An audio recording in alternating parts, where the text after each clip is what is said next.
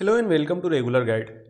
इसके पिछले वीडियो में हमने देखा था कि एक्सेल सीट में किसी भी सेल की हम फॉर्मेटिंग करते हैं या एक्सेल सीट की हम फॉर्मेटिंग कैसे करते हैं। इस वीडियो में हम देखेंगे न्यूमेरिक वैल्यू की फॉर्मेटिंग हम कैसे करते हैं। उससे पहले हम ये समझ लेते हैं कि न्यूमेरिक वैल्यू की फॉर्मेटिंग करने की हमें ज़रूरत क्यों पड़ती है। तो जैसे देखो, यहाँ पे हम देख रहे हैं कि यहाँ पे मोबाइल एक्सपेंस है, ट्रांसपोर्ट कास्ट है और अदर एक्सपेंस है, और यहाँ पे हमारे न्यूमेरिक वैल्यू है। यदि हम ड्रैग करके नीचे जाते हैं तो अब जो हमारा हेडिंग है वो हाइड हो गया। अब इन वैल्यू को हम देख के ये नहीं बता सकते कि यह करेंसी है, परसेंटेज है या क्या क्या शो करता है। तो इन सब चीज़ों के लिए हम न्यूमेरिक वैल्यू की फॉर्मेटिंग करते हैं, या तो हमें करेंसी में शो करना हो, परसेंटेज में शो करना हो, तो इसके लिए हम न्यूमेरिक वैल्यू की फॉर्मेटिंग करते हैं। अब न्यूमेरिक वैल्यू की फॉर्मेटिंग के लिए होम टैब में आप देख रहे हो नंबर्स का एक ग्रुप दिखाई दे रहा है। यहाँ पे जो भी कमांड दिखेंगे ये हमारे न्यूमेरिक वैल्यू के फॉर्मेटिंग से रिलेटेड है, या तो डेट के फॉर्मेटिंग से रिलेटेड है। डेट को भी Excel as a numeric value ही ट्रीट करता है, तो हम कह सकते हैं कि यह जो नंबर ग्रुप है यह हमारे न्यूमेरिक वैल्यू के फॉर्मेटिंग से रिलेटेड है। अब जैसे यह जो भी वैल्यू है, ये जो भी न्यूमेरिक वैल्यू है, इनको हमें करेंसी में शो करना है। तो यहाँ पे हम देख रहे हैं एक आइकन हमें दिख रहा है, यहाँ पे जो पहला आइकन है जहाँ पे कर्सर है, यदि हम यहाँ पे क्लिक करते हैं तो आप देखो यह करेंसी में हमें शो कर रहा है। हम कंट्रोल जेड कर देते हैं, और बाय डिफ़ॉल्ट जब भी हम कोई न्यूमेरिक वैल्यू इनपुट करते हैं तो जो उसका फॉर्मेट होता है वह जनरल होता है। हम यहाँ से देख सकते हैं कि इसका फॉर्मेट क्या है, जनरल फॉर्मेट में है। और हम यहाँ पे यदि क्लिक करते हैं ड्रॉप डाउन पे तो हम देख सकते हैं जनरल, नंबर, करेंसी, अकाउंटिंग, जो भी फॉर्मेट हमें यहाँ से लेना है, डेट, लॉन्ग डेट, टाइम, तो जो भी फॉर्मेट हमें यहाँ से लेना है फॉर्मेट ले सकते हैं। तो जैसे हमें इसे करेंसी में शो करना है, हम यहाँ पे क्लिक कर सकते हैं, या तो यहाँ ड्रॉप डाउन पे क्लिक करेंगे और यहाँ करेंसी पे हम क्लिक कर देंगे। तो अब देखो जो भी वैल्यू है हमें करेंसी में दिखाई दे रहा है, जो हमारी न्यूमेरिक वैल्यू है उसके पहले रुपीज़ का साइन हमें दिखाई दे रहा है। और यदि आप एक्सेल का ओल्डर वर्जन यूज कर रहे हो तो बाय डिफ़ॉल्ट जो करेंसी का साइन होता है वो डॉलर का आता है। उसको आप चेंज भी कर सकते हो, कैसे चेंज कर सकते हो उसको हम बताएंगे। इसके अलावा यदि हमें इसको परसेंटेज में शो करना है, हम यहाँ पे ड्रॉप डाउन पे क्लिक करते हैं तो यहाँ पे आप देखो परसेंटेज हमें दिख रहा है। हम परसेंटेज पे क्लिक करेंगे तो जो भी न्यूमेरिक वैल्यू हमने इनपुट की है वो परसेंटेज में हमें शो कर रहा है। तो अभी हम इसको कर देते हैं करेंसी। तो करेंसी में आप देखो यहाँ पे हमें करेंसी का रुपीज़ का साइन दिखाई दे रहा है, या तो अभी हम इसको कर देते हैं जनरल, और यहाँ पे हम क्लिक करते हैं तो भी आप देखो हमें रुपीज़ का साइन यहाँ पे दिखाई दे रहा है। रुपीज़ के साइन के अलावा यहाँ पे आप देखो डेसिमल के बाद हमें 2 डिजिट दिखाई दे रहा है। अब ये 2 डिजिट हम डेसिमल के बाद कितने डिजिट चाहते हैं उसको यदि हमें एडजस्ट करना है तो आप देखो यहाँ पे हमें एक राइट को और एक लेफ्ट को एरो दिखाई दे रहा है। यदि हम राइट साइड वाले एरो पे जाते हैं तो यहाँ पे यह हमें बता रहा है डिक्रीज डेसिमल, मतलब डेसिमल के बाद कितने डिजिट आप चाहते हो और कितने डिजिट है उनको आप यहाँ से डिक्रीज कर सकते हो। जैसे अभी डेसिमल के बाद 2 डिजिट है, हम यहाँ पे क्लिक करते हैं तो आप देखो डेसिमल के बाद 1 डिजिट हो गया। फिर यहाँ पे क्लिक करते हैं तो डेसिमल के बाद एक भी डिजिट हमें दिखाई नहीं दे रहा है। इसी तरीके से डेसिमल के बाद डिजिट बढ़ाने हैं तो हम यहाँ पे क्लिक करेंगे। जैसे जैसे हम क्लिक करेंगे डेसिमल के बाद डिजिट हमारे बढ़ते जाएंगे। ठीक है, तो अभी हम फिलहाल इसको 0 कर देते हैं और इसको हम जनरल फॉर्मेट में कर देते हैं। जनरल फॉर्मेट में कर देते हैं। हम चाहें तो यहाँ से भी इसको परसेंटेज में चेंज कर सकते हैं। हम यहाँ पे क्लिक करते हैं तो आप देखो ये परसेंटेज में चेंज हो गया। फिलहाल हम इसको कर देते हैं करेंसी फॉर्मेट में। हम इस पूरे को अब जनरल फॉर्मेट में कर लेते हैं। पूरे को हम सेलेक्ट करेंगे, यहाँ ड्रॉप डाउन पे क्लिक करेंगे और जनरल फॉर्मेट में हम इसको कर देते हैं। अब इसको हम डिटेल में देखते हैं। जैसा कि हमने बताया पिछले लेक्चर में कि फंड ग्रुप में या अलाइनमेंट ग्रुप में या नंबर ग्रुप में हमें यहाँ पे एक कॉर्नर पे एक एरो दिख रहा है। हम यहाँ पे क्लिक करते हैं तो फॉर्मेट सेल का डायलॉग बॉक्स ओपन हो जाता है। इसके लिए शॉर्टकट की है कंट्रोल 1। हम कैंसिल करते हैं, कंट्रोल 1 प्रेस करते हैं तो भी फॉर्मेट सेल का डायलॉग बॉक्स ओपन हो जाएगा। और यहाँ पे आप देख रहे हो हमें कई सारे टैब दिखाई दे रहे हैं, number, alignment, fund, border, field, protection. ये सारी चीज़ें हमने पीछे के लेक्चर्स में देखी है, प्रोटेक्शन को हम बाद में देखेंगे। तो यहाँ पे आप देखो अभी जनरल फॉर्मेट है। यदि हमें यहाँ से नंबर लेना है तो हम नंबर ले लेते हैं।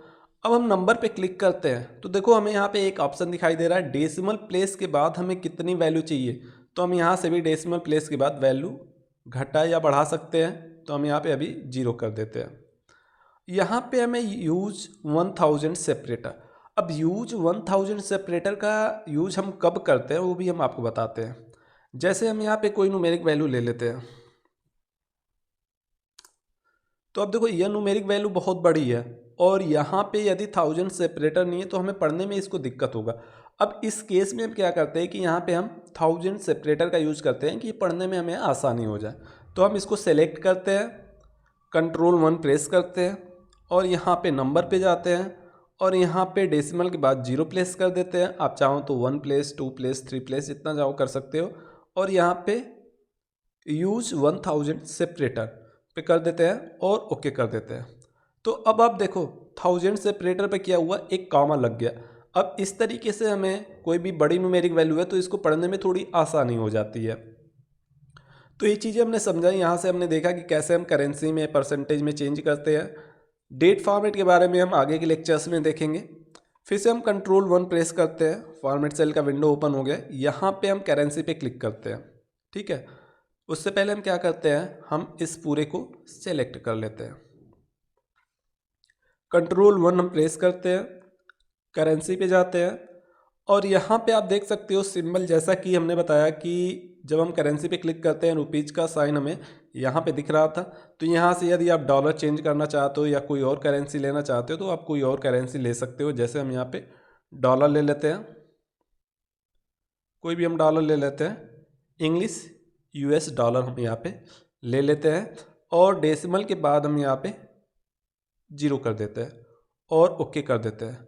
तो आप देखो जो भी न्यूमेरिक वैल्यू है उससे पहले हमें क्या डॉलर साइन दिखाई दे रहा है, मतलब यह जो न्यूमेरिक वैल्यू है यह डॉलर में, यह जो वैल्यू है यह डॉलर में हमें अब दिखाई दे रहा है। तो इस तरीके से हम करेंसी चेंज कर सकते हैं, रुपीज़ कर सकते हैं, डॉलर कर सकते हैं या और कोई भी चाहिए। Ctrl+1 हम प्रेस करते हैं, करेंसी में जाते हैं और यहाँ से हम जो भी हमें करेंसी चाहिए वो करेंसी हम सेलेक्ट कर सकते हैं। अभी के लिए हम क्या करते हैं, Ctrl+Z कर देते हैं या तो हम इसको यहाँ पे क्लिक कर देते हैं, हम रुपीज़ में ही ले लेते हैं और डेसिमल के बाद 0 डिजिट हम कर देते हैं। यहाँ से शॉर्टकट ये हमारा है, ठीक है। फिर से हम Ctrl+1 प्रेस करते हैं। तो अब देखो यहाँ पे डेट टाइम इन सब के बारे में हम बाद में देखेंगे। यहाँ पे न्यूमेरिक वैल्यू से रिलेटेड हमारा परसेंटेज है, ठीक है।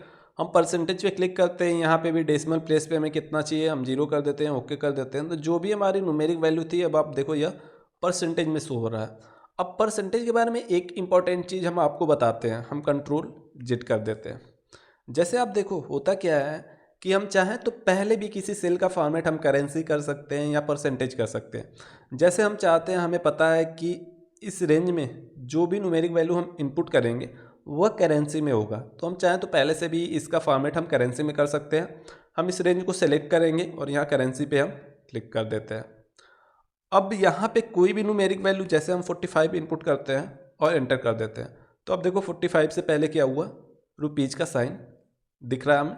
78 करते हैं तो यहाँ पे 78 हमें करेंसी में शो हो रहा है। यहाँ पे कुछ भी अब हम इनपुट करते हैं तो वो हमें ऑटोमेटिकली करेंसी में शो होगा। तो हम क्या सकते हैं कि हम चाहें तो पहले भी अपने सेल का फॉर्मेट करेंसी में चेंज कर सकते हैं या तो इनपुट करने के बाद भी हम उसको करेंसी में शो कर सकते हैं। लेकिन परसेंटेज के केस में थोड़ा सा अलग हो जाता है। कैसे अलग हो जाता है, जैसे आप देखो हम यहाँ पे 45 इनपुट करते हैं और यहाँ पे इसको करेंसी में चेंज कर देते हैं, इस सेल को सेलेक्ट करते हैं, करेंसी में हम चेंज कर देते हैं। तो ये 45 ही हमें शो हो रहा है, 45 रुपीज़। 45 के बाद .00 का कोई मतलब नहीं होता, तो 45 रुपीज़ ही हमें शो हो रहा है। अब हम इस सेल को पहले ही करेंसी में चेंज कर देते हैं और अब हम यहाँ पे 45 एंटर करते हैं तो यहाँ पे हमें क्या 45 रुपीज़ ही शो हो रहा है। तो या तो हम सेल की फॉर्मेटिंग पहले करेंसी में कर दें या तो इनपुट करने के बाद करेंसी में करें, जो हमारा करेंसी होगा वही दिखेगा। लेकिन परसेंटेज में चेंज करते टाइम हमें कुछ चीज़ें ध्यान रखनी होती हैं। क्या ध्यान रखनी होती है, जैसे यहाँ पे हम कोई न्यूमेरिक वैल्यू इनपुट करते हैं 10 और एंटर कर देते हैं। यहाँ पे इसका फॉर्मेट हमने पहले ही करेंसी में चेंज कर रखा है, हम किसी दूसरे सेल में इनपुट करते हैं। हम यहाँ पे इनपुट करते हैं 10। अब देखो यह जो 10 है, अब यहाँ पे इनपुट करने के बाद यदि हम परसेंटेज पे क्लिक करते हैं तो यह क्या करेगा, इस 10 को परसेंट में चेंज कर देगा। और 10 का परसेंट क्या होगा 1000%, मतलब 100 से मल्टीप्लाई हो जाएगा। जैसे हम यहाँ पे क्लिक करते हैं, 10 को हमें परसेंटेज में चेंज करना था लेकिन यहाँ पे क्या शो हो रहा है 1000%। तो होता क्या है, कोई भी न्यूमेरिक वैल्यू वो हमेशा 100% होती है। जैसे हम यहाँ पे 1 इनपुट करते हैं और इसको परसेंटेज में चेंज कर देते हैं, तो परसेंटेज में हम इसको चेंज कर देते हैं। तो अब आप यह देखो ये 100% हो गया। ऐसे ही यहाँ पे हम 2 इनपुट करते हैं और इसको हम परसेंटेज में चेंज कर देते हैं, तो यह क्या हो गया, 200% हो गया। तो कोई भी न्यूमेरिक वैल्यू इनपुट करने के बाद यदि हम उसको उस सेल की फॉर्मेटिंग परसेंटेज में करते हैं तो क्या होता है, 100 से उसमें मल्टीप्लाई हो जाता है और परसेंटेज का साइन हमें दिखता है। लेकिन यदि हमने पहले से ही सेल की फॉर्मेटिंग परसेंटेज में कर रखा है, जैसे हम इसी सेल को सेलेक्ट कर लेते हैं, इस पूरे कॉलम को हम सेलेक्ट कर लेते हैं। कॉलम को सेलेक्ट करने के लिए जिस भी कॉलम को सेलेक्ट करना है हम उस कॉलम पे अपना कर्सर ले जाएंगे, तो आप देखो यहाँ पे एरो सा दिखाई दे रहा है, हम यहाँ पे क्लिक करेंगे, ये हमारा कॉलम सेलेक्ट हो गया। और यहाँ पे हम इसकी फॉर्मेट को कर देते हैं परसेंटेज, ठीक है, और यहाँ जो भी वैल्यू है हम उसको डिलीट कर देते हैं। अब यहाँ पे और यहाँ पे जो एच कॉलम है इसका जो फॉर्मेट है जनरल है, इन दोनों में हम अंतर देखते हैं। अब यहाँ पे हम 10 इनपुट करते हैं और जैसे एंटर करेंगे तो देखोगे आप यहाँ पे 10% हमें दिखाई देगा, यह हमें दिखाई दे रहा है 10%। और यहाँ पे यदि हम 10 इनपुट करते हैं और अब हम इसको परसेंटेज में चेंज करते हैं तो यह क्या होगा, 100 से मल्टीप्लाई हो जाएगा, 1000% हमें शो होगा। तो अब देखो यह क्या शो हो रहा है हमें, 1000%। तो यहाँ पे हमने क्या किया है कि पहले इनपुट किया है फिर इसको परसेंटेज में चेंज किया है। तो किसी भी न्यूमेरिक वैल्यू को यदि आप परसेंटेज में चेंज करते हो तो 100 से मल्टीप्लाई हो जाता है। तो 10 यहाँ पे 1000% हो गया। और इस केस में हमने क्या किया है, पहले हमने सेल की फॉर्मेटिंग परसेंटेज में कर ली, अब हमने वहाँ पे इनपुट किया है। तो यहाँ पे इसका जो फॉर्मेट है हम यहाँ पे क्लिक करते हैं तो यहाँ पे हमें दिख भी जाएगा कि यह परसेंटेज फॉर्मेट में है। अब यहाँ पे यदि हम 1 इनपुट करते हैं और एंटर करते हैं तो आप देखो 1% ही रहेगा। लेकिन हम यहाँ पे 1 इनपुट करते हैं और इनपुट करने के बाद हम यहाँ पे यदि इसको परसेंटेज में चेंज करते हैं तो यह क्या हो जाएगा, 100% हो जाएगा।